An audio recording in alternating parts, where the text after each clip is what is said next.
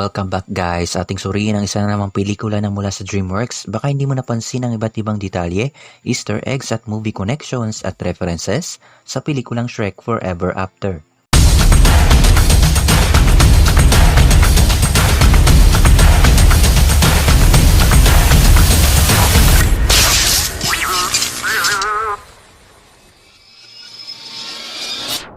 Before we begin, you can comment down below to join in my custom shoutout.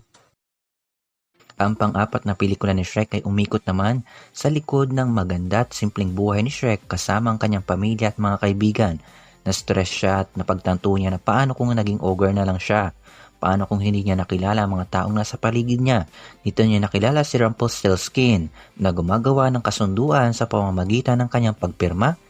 At ito ay nagkakatotoo, ngunit lalong bumaliktad ang buhay ni Shrek dahil kapalit pala ng pagpirma niya sa kasunduan ay ang paghahari ni Rumpel sa Far Far Away Kingdom kasama ang grupo ng mga mangkukulam. Isa sa mga mangkukulam ay nagngangalang Baba. Ito ay isa sa mga reference sa isang Russian folklore ng isang mangkukulam na ang pangalan ay Baba Yaga.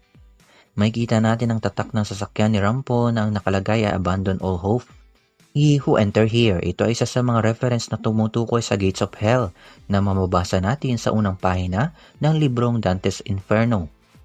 Ang pag-uugali ni Rumpel ay halos pinagsama-samang personalidad ng dating nakalaban nila Shrek.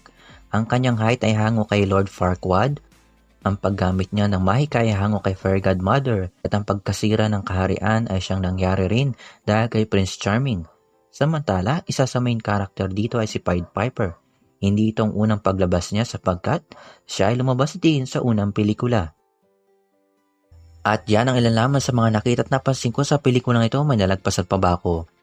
Idagdag mo dyan sa comment section. Don't forget to leave a like, subscribe my channel, smash that bell. Kita-kita tayo sa susunod.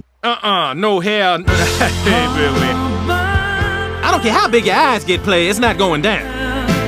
Oh, all right.